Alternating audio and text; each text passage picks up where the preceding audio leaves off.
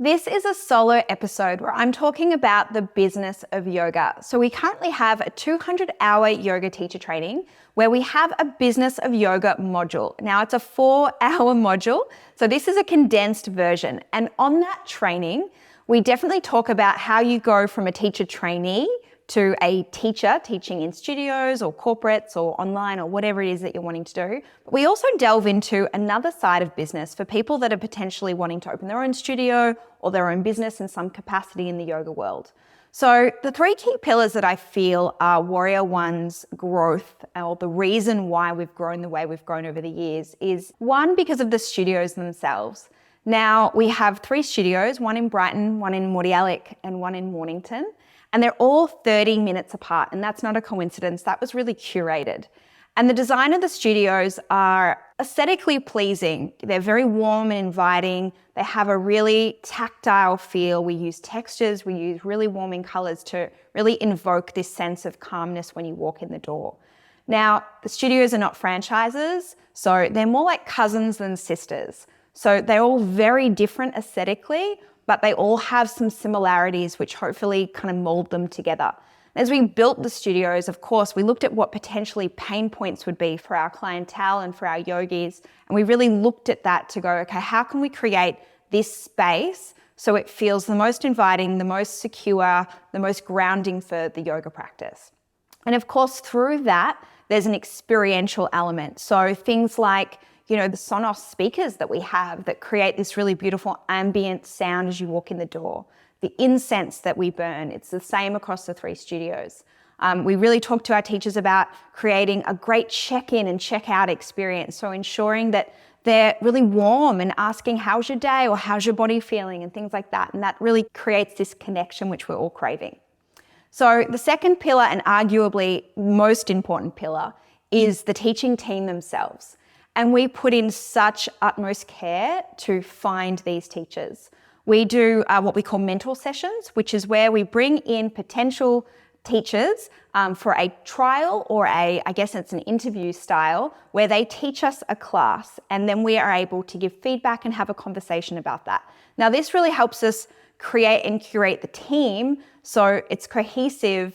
But within that, what's really important and what distinguishes Warrior One is, even though we have vinyasa, we have yin, we have fundamentals, and we have slow flow, within those classes, the teachers have complete creative freedom. So I often hear yogis say to me, I love coming to Warrior One because of the variety of classes. The teachers are so different. And we love that. We love that they get to create their own creativity in their classes. They get to do intelligence sequences, anatomy, if that's what they're into. They get to play harmonium and create a bhakti feel in their class if that's what they're looking for, if it's more energetics. So there's a real variety of classes across the 3 studios. We also are really big on developing and supporting our teachers. So even after that initial mentor session where we give feedback, we continue to go to teachers' classes and continue to give feedback from what we're hearing from our customers, what we're hearing from the community, to ensure that everybody is growing together. So that's a big one for us. The third pillar is community. Now, community takes time. It takes time to build this. And when we had one studio, I used to literally be there from 6 a.m. to 9 p.m. every day, making sure I was front of house, I was talking to everyone, I was hearing everyone, what they had to say, whether it's good, bad, or ugly, because that feedback is what we then put into, like I said, either the studios or the teaching team, or how can we curate this experience to be powerful for our yogis. So the community takes time to build, but there's little things that we did. We run events, we ran specific workshops for our tribe members only. We also, of course, run retreats and we run trainings, and those things start to build this community connection. And then, I know through our teachers and the community that we've built from the teacher training, how many of them have become lifelong friends. So that's really, really special too. And then also from the back end, the client care is so important to us. And we call it client care because on the back end, we try and provide the most effortless experience. So from the moment that you book via the website or via our app, that it feels really easy. Then you come into the studio, you feel like you've seen it from the website, or we've got video and photo content. So you feel like and it feels familiar to you when you come into the studio. So they're the three kind of key pillars. And from there, I have 8 tips or 8 lessons that I still follow to this day, which I feel really important. So I'm going to get into them next. So the first lesson is to start lean. So when we first started the first Warrior One Yoga, which was on New Street, Brighton, we did it with $20,000, and that's inclusive of a really basic fit out, website, branding, all those kinds of elements that you need. And the great thing about this is it really allowed us to test the market and to see what worked and what didn't work. And then of course, as the studios grow, we're able to iterate that. So even to this day, when we start a new venture or a new arm of the business, we do the same policy. So we start a little bit leaner and then we see if it's viable and then go from there. Lesson number 2 is find your strengths and hire your weaknesses. This is so important. At the beginning, I didn't have the choice. I was wearing all the hats in the business.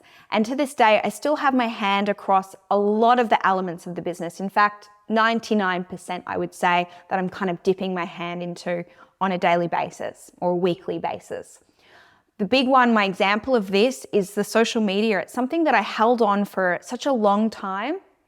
And then I found Sarah Hammond, who's one of our yoga teachers, and she's an amazing marketer, and she now actually takes over the Instagram, the social media, the website, all her. And she actually does such a better job than I did. And I remember in that first week thinking, wow, I held onto this role for so long of marketing and social media, when really there was somebody out there that was much better than me, much more passionate than me about it, and put so much love and dedication into it. So that was a huge lesson and something I'm still looking at every day. Number 3 is continue to learn and grow in business. I feel like this is one of the reasons because of Warrior One's growth. It's we're constantly iterating and improving our systems and processes. And I do this through going to courses. I listen to a lot of podcasts. I love podcasts. I love that format of getting knowledge, getting mentors and things like this, just to look at the business from an outside perspective and say, what could I do a little bit better? And how can we constantly iterate and improve? So that's something we do all the time. Number 4 is the 80-20 rule. Now, for me, this means 80% good enough and 20% improvement. So I am a recovering perfectionist. And I feel like the problem with perfection is they say it's the lowest standard because it's unachievable. It's totally unreachable. So if you're waiting for something to be perfect or you're trying to get it perfect before you put it out into the world, commonly people just don't put it out into the world because they don't feel like it's good enough. So for me, 80-20 rule is massive. My example for this is with the podcast itself. We spent months and months and months behind the scenes, re-recording things or getting the lighting right or getting the sound right, to the point where we went, you know what, it's 80% good enough. It still has improvement. It still needs to be refined, of course, but it's good enough to go out there. And I'm so glad we did that because we could have just kept refining and perfecting it still to this day.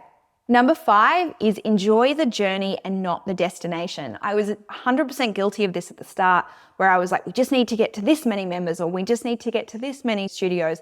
And I wasn't kind of sinking into the joy and the daily awesomeness of Warrior One itself. And now I'm really finding that is less and less, and I'm enjoying what we have. And the way we do this is by weekly meetings, and we look at the highlights. We go, what's the highlight of your week for across the team? And that's a really nice way to reflect. Number 6 is similar but different. It's celebrate the wins, and meaning when you get to the goal that you'd set for yourself, whether it's personal or in business. For example, one of my goals right now is to get to every single teacher on our teaching team, which is 40 teachers, within a 3-month period. So I have a very achievable 2 teachers a week goal. And when I get to the end of the goal, I've got, I think, 1 or 2 weeks left, I will celebrate massively because that was a really big achievement, rather than just go, okay, I'm going to start that cycle again, or I'm going to create a new goal for myself. Number 7 is don't take things personal in business. Super difficult and something that I feel really passionate about because I think of Warrior One Yoga as its own entity, and I'm not attached to that in that way. So if somebody comes to us and has feedback, I'm so grateful to hear it now because I think of it like, well, I'm helping and how can I support their relationship with Warrior One Yoga? Because it is just business. It's not personal. It's not about me. It's not a reflection of me personally.